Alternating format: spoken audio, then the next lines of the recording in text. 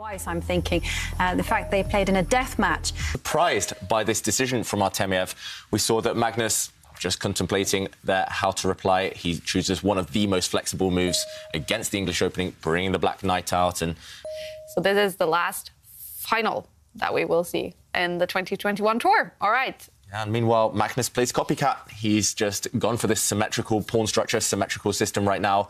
It cost him a bit of time, and the viewers at home might be wondering, why did Magnus spend a minute and a half on move 2?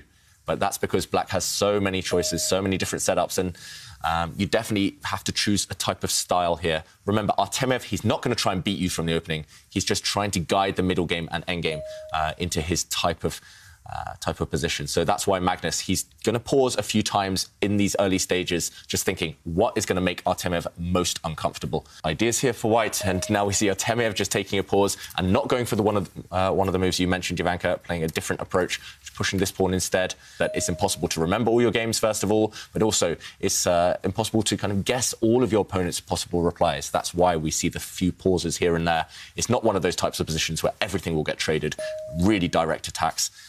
At the moment, it is very much about building up, and both sides have built up by occupying the centre with their pawns. Some pawns in the centre. OK, no, he just waits. This is also very flexible. Carlsen. Pretty much the same thought that's going through Magnus's head. Both players, they're playing this game in their mind so far rather than on the actual board, but we do finally see a decision from Artemiev. He did go for a pawn trade. He pushed a pawn, and now this last move by black, it is the most ambitious, locking down, gaining space on this left flank and possible diagonal. And there we go. Artemiev plays it. The most natural move in the position. If he can back that up, then it's going to be a bit dangerous. So, OK, Magnus brings his bishop out. And as far as I know, this last move is a bit of a rare one. Black has other options. Yep, so white's bishop just kind of challenging for this dark square diagonal. Very sensible, developing a piece. What you think, and then, of course, sometimes, you know, looking over if there is something to check. But And the computer would say, David will play like this. But isn't that kind of what the Play Magnus app is doing, though? It's mimicking Magnus at 10 years old, his playing style, and also now at 30 years old. Now, this position has been analysed before, and Magnus is reacting in the way that the analysis went. So Magnus, he's very familiar with these types of patterns, and even if he didn't, remember the exact move order, he's found a way to get into something he knows. And he's been trying. He's pushed pawns. He's now attacking white's knight in the centre of the board with this last rook move as well. He's forcing Artemiev to make big decisions at an early stage. Black will recapture. That's right. This has happened, actually. OK, and in that game, Magnus immediately... Actually, he played exactly like Artemiev. So he challenged Black's pawn wedge there on the left side, and Dubov answered with bishop takes knight. And now we have a deviation. It's fine, but he has to deal with these instant moves coming. OK, he does trade, and Magnus instantly, again, bringing his bishop out, attacking this pawn. There's so much more in chess that still hasn't been fully worked out, that hasn't been explored. And that's what Magnus is trying to use against Artemiev. Yep. And, OK, meanwhile, white's queen has just kind of slid to the side. Black's bishop has captured a pawn as expected, and now white's rook is under fire from that black bishop, so it has to move. Seems the clock is just up in our face all the time. Yeah.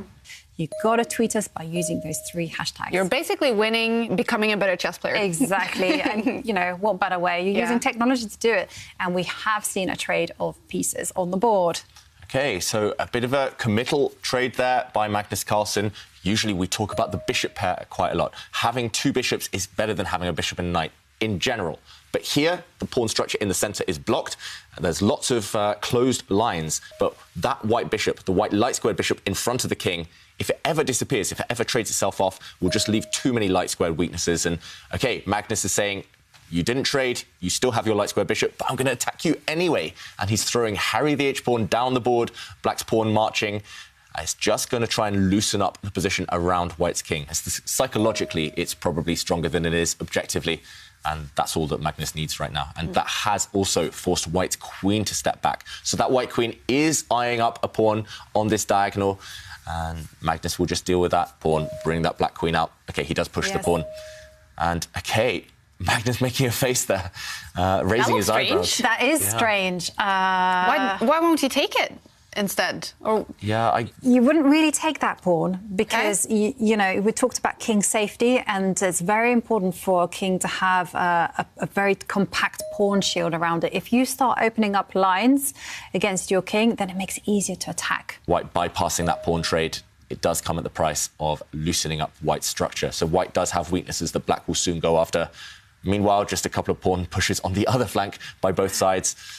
Yeah, just slightly improving their pawn structure, but Magnus now is going to switch his attentions fully, I think, towards the White king. Wow, I mean, the black pieces, they're just so far up the board. They're kind of inching forward. Yeah. I mean, this is a scary situation, and it's not just the pieces inching forward, the bar is also going that way as well. One of the black rooks into the game, he does this. He lifts that black rook up. It doesn't look like it's going anywhere on the line that it stands, so he's going to swing it across and go for the White king, if possible. Meanwhile, Artemiev also improving one of the White rooks. Yep, and the question is, how is Magnus going to start improving and converting his advantage, which is at the minute dynamic, into something a little bit more concrete? And he comes out with the queen. Yeah, meanwhile, quite a committal move again from Artemiev. He's pushed a pawn forward, but pawns don't move backwards. Yes, that pawn is attacking the black queen, forcing her to retreat, but look at the black knight now. That has become an outpost, the square it sits on. It can never be challenged by a white pawn anymore. See a scenario where, somehow the queens come off and, I don't know, White's rooks get active and maybe White has enough counterplay to make the draw. It just feels like there's a lot of pressure in here. There's a lot of tension, and I don't see any trades happening anytime soon. How is White ever going to trade off Black's strong bishop, for example? Afar. So maybe across some diagonals. She doesn't need to... That's why he shifts the queen to this diagonal. So the black queen on a dark square diagonal might have some influence later on. You don't necessarily have to attack from the front with queens. Maybe you can attack from the side, activate his remaining passive piece, that black rook in the corner. Okay, so and that's why Artemiev is speeding up the game if he can, pushing a pawn forward, attacking the black rook. We'll just move that rook, retreat it. And Artemiev actually playing a very neat queen retreat and attacking that pawn on the h4 square. Even moving the knight back to an outpost. But, OK, first he does keep that pawn alive. He brings his queen back, and he's going to reroute her. Artemiev immediately going one pawn up, not hesitating, being materialistic, because it's what he has to do. You might as well suffer for something. But now I expect to see Magnus play a move such as bringing the queen forward. For the position.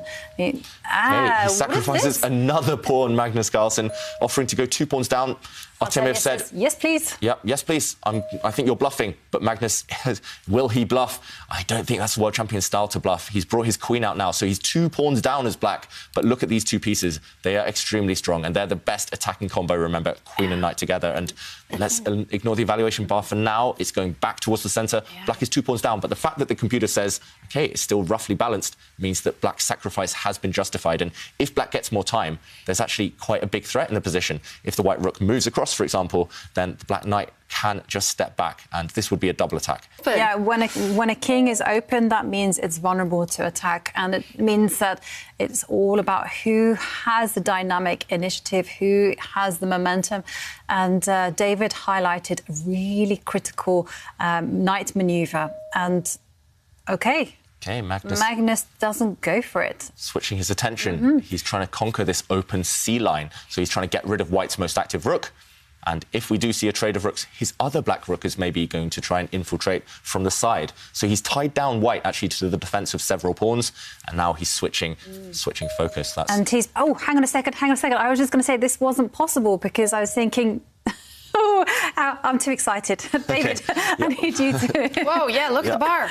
Black has actually blocked up this line now, blocked up the C line. So White's queen under fire from that bishop, and... because the connection between the white rooks has been broken, Black is also threatening to capture one of White's rooks with his own rook. So a double threat now for Magnus Carlsen. And I think you're right, Jovanka. This is going to cost White material. How are you going to save the queen and your rook at the same time? You either have to give up the queen for a couple of rooks, but the queen here is by far the most important piece. And we're going to see it on the board. OK, I was going to say maybe you could sacrifice a rook with a bishop as well, but now White's queen has fallen. White gained 2 rooks in the process, but look at the white king. Without the white queen, how are you going to defend it? That king looks so vulnerable. I mean, first of all, you know, White would really love to put the rooks on the top row, but they can't do that because queen takes pawn is now in the air.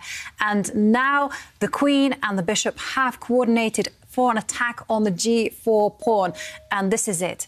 When it comes to piece, positions with piece imbalances, it's all about king safety. And white king, I'm sorry, it's got no cover. It's doomed. Yeah, look at that evaluation bar. It confirms your assessment completely there, Jovanka. White king. I mean, it would love a knight around. It would love a queen around to defend. But no, those pieces don't exist. And now all that black needs to do is move his bishop. And on this G line, it's disaster. It's actually checkmate in a few moves now. Black's bishop coming to attack that white bishop, which is pinned. And checkmate comes. Artemiev resigns. Wow, what a start to the final, you guys. After 36 moves and only playing for 39 minutes, Magnus Carlsen with the black pieces wins the first game.